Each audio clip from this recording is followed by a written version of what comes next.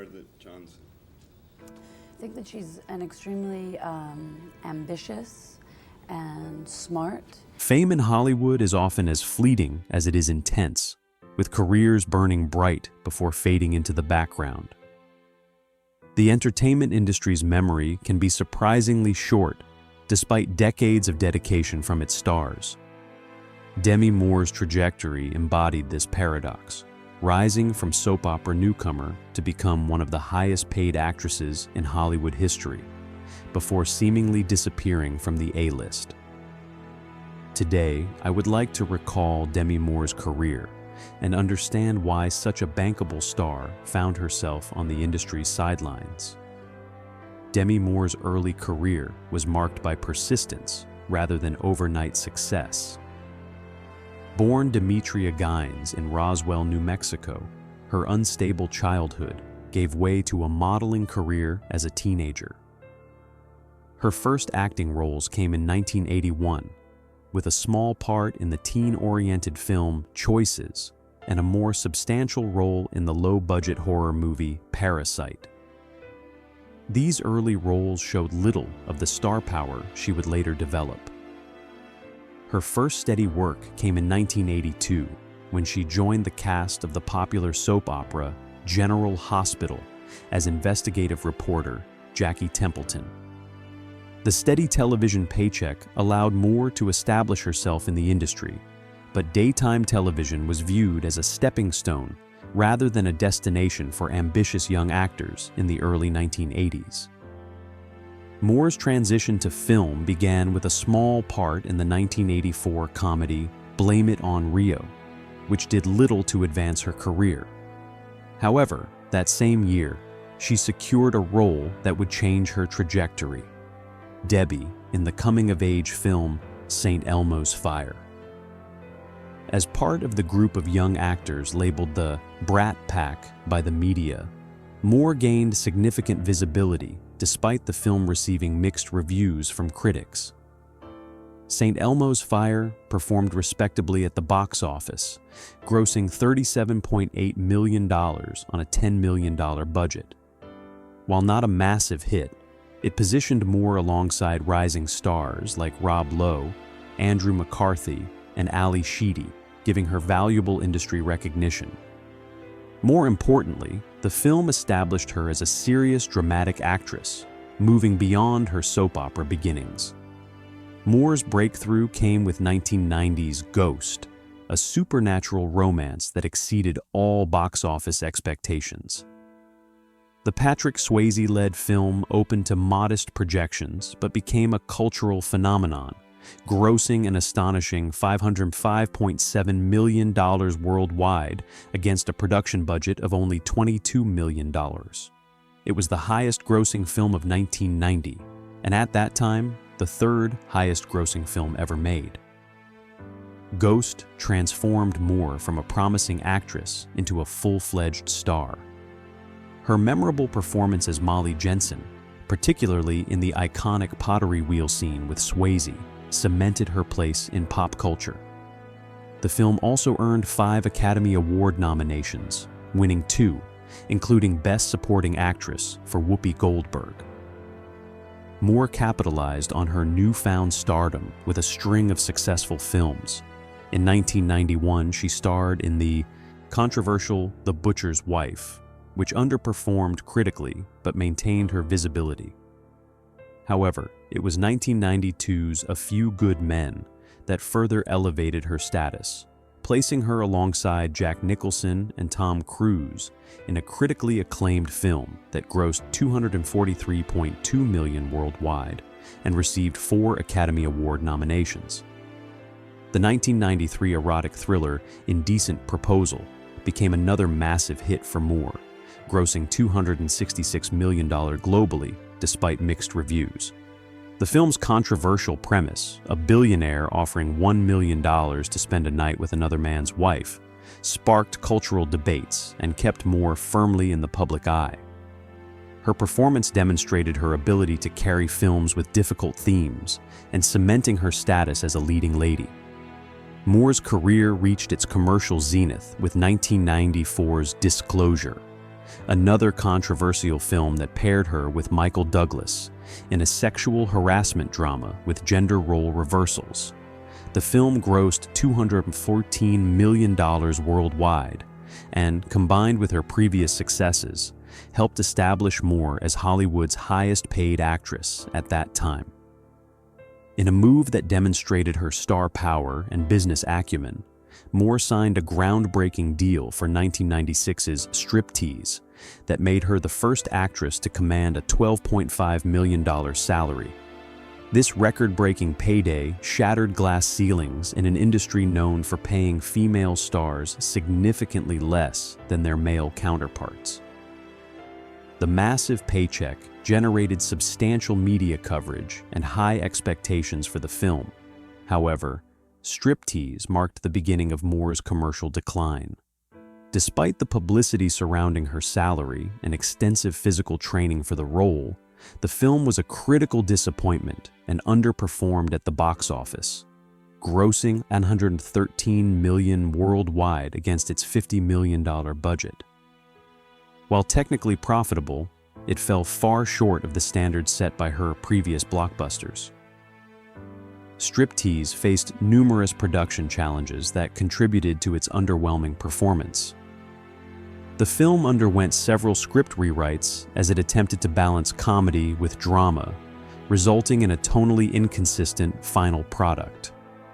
Test screenings reportedly led to additional edits that further compromised the film's vision. Industry insiders noted that the movie had been marketed primarily on Moore's revealing scenes rather than its story, creating a disconnect with audiences expecting substantive content. The troubles continued with 1997's G.I. Jane, a film that once again showcased Moore's dedication to physical transformation. She famously shaved her head and underwent intensive Navy SEAL-style training for the role. While her commitment was praised, the film performed below expectations, earning $97.1 million on a $50 million budget. Though technically profitable, the film's modest returns compared to her earlier successes contributed to a narrative of declining star power. One significant factor in G.I. Jane's underperformance was its troubled marketing campaign. The film was caught between being promoted as a serious examination of gender barriers in the military and as an action vehicle for Moore. The studio reportedly changed marketing strategies multiple times, creating confusion about the film's tone and target audience. This indecision culminated in advertising that failed to connect with either action fans or those interested in the film's social commentary. Behind the scenes, Moore's reputation for perfectionism and input on production decisions had begun to create tension with studios and directors. Reports emerged that she had requested extensive script revisions on multiple projects, causing delays and budget increases. While male stars frequently made similar demands without criticism, Moore faced more intense scrutiny, with industry publications using terms like difficult and controlling to describe her professional approach. The late 1990s also brought personal challenges that affected Moore's career momentum. Her high-profile marriage to Bruce Willis ended in 1998 after nearly 11 years. While the divorce was reportedly amicable, Moore chose to prioritize raising their 3 daughters away from Hollywood's spotlight, relocating to Haley, Idaho.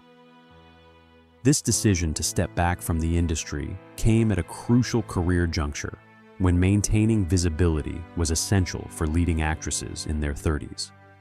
Moore's salary demands also became a liability as her box office performance wavered. Studios began to question whether the actress could justify her $12+ million price tag after consecutive films failed to match her earlier successes. In an industry increasingly focused on profit margins and return on investment, Moore's compensation became a sticking point in negotiations, limiting her access to prime roles. Another complicating factor was Hollywood's notorious age bias against women. As Moore approached her mid-30s, the quantity and quality of leading roles offered to her diminished notably, despite her proven track record. The industry's tendency to sideline actresses as they age, while male counterparts continued to play romantic leads well into their 50s and 60s, created structural barriers to maintaining her A-list status. After G.I. Jane, Moore entered a self-imposed hiatus that would last nearly 3 years. She made no major film appearances between 1997 and 2000, focusing instead on raising her daughters and pursuing personal interests. This extended absence from screens and red carpets allowed Hollywood's notoriously short attention span to shift focus to emerging actresses like Sandra Bullock, Julia Roberts, and Cameron Diaz. When Moore returned to acting with passion of mind in 2000, the industry landscape had changed substantially. The psychological drama received limited release and grossed just $769,272 domestically. Critical reception was lukewarm, with reviewers acknowledging Moore's commitment, but criticizing the film's convoluted plot. The muted response confirmed that reclaiming her former status would not be a straightforward endeavor. Her next significant role came in 2003's Charlie's Angels Full Throttle, where she played a villain opposite a new generation of female action stars. The film performed well commercially, grossing $259.2 million worldwide. But Moore's participation was viewed more as a supporting comeback attempt than a return to leading lady status. Critics noted that while she had maintained her screen presence and physical fitness, famously appearing in a bikini at age 40, the role didn't showcase the acting depth that had defined her best work. A more substantial return seemed possible with 2006's Bobby, Emilio Estevez's ensemble drama about the assassination of Robert F. Kennedy. The film received a standing ovation at the Venice Film Festival and earned a Golden Globe nomination for Best Drama. Moore's performance as an alcoholic lounge singer was praised, suggesting she could transition into character-driven, mature roles.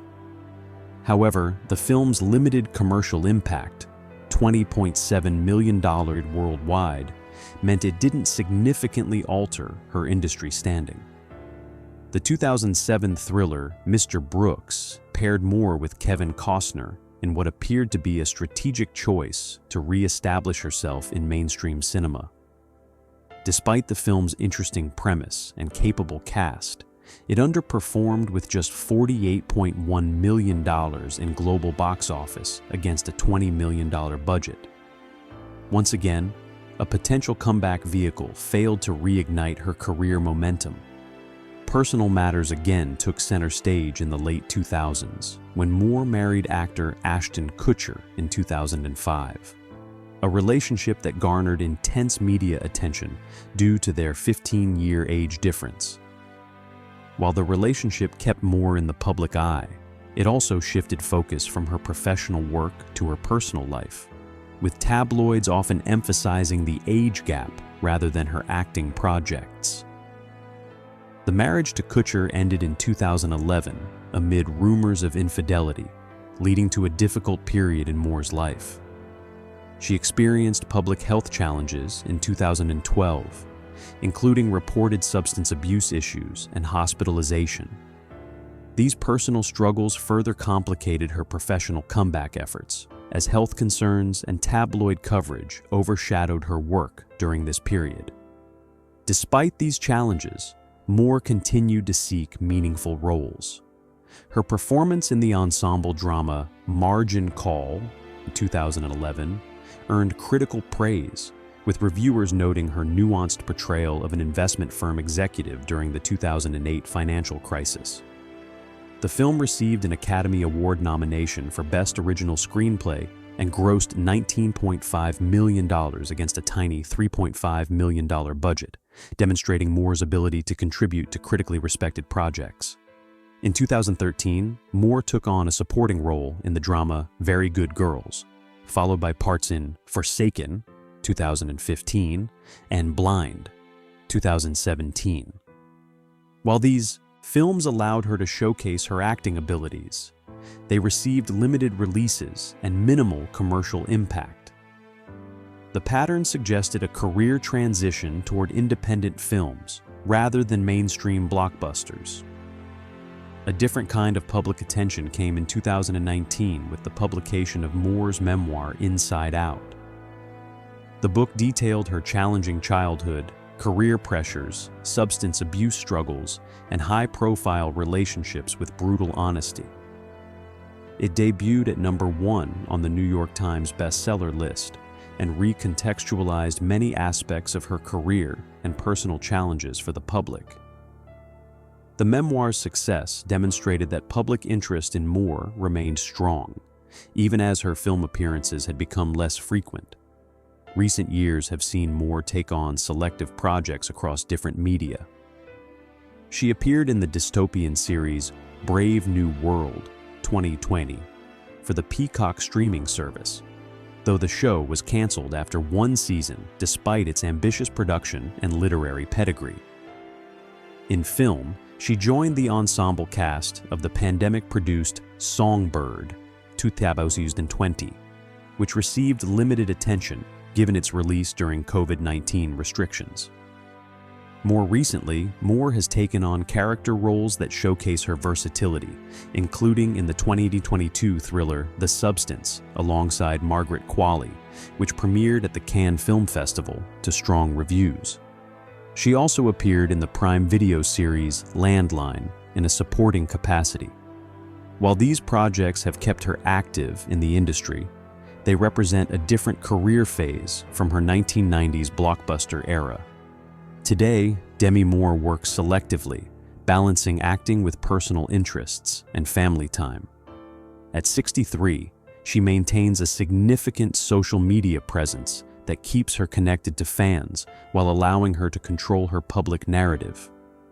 Though no longer commanding $12 million salaries, she continues to secure interesting, if less frequent, roles across film and streaming platforms.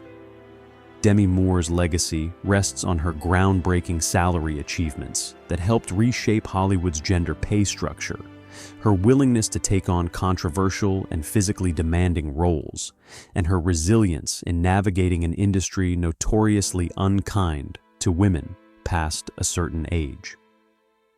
If paired with a visionary director willing to harness her dramatic intensity in a complex, age-appropriate leading role, perhaps in a prestige streaming series format where many of her contemporaries have found career rejuvenation, Moore could still deliver the kind of career-defining performance that reminds audiences and critics alike of her considerable talents.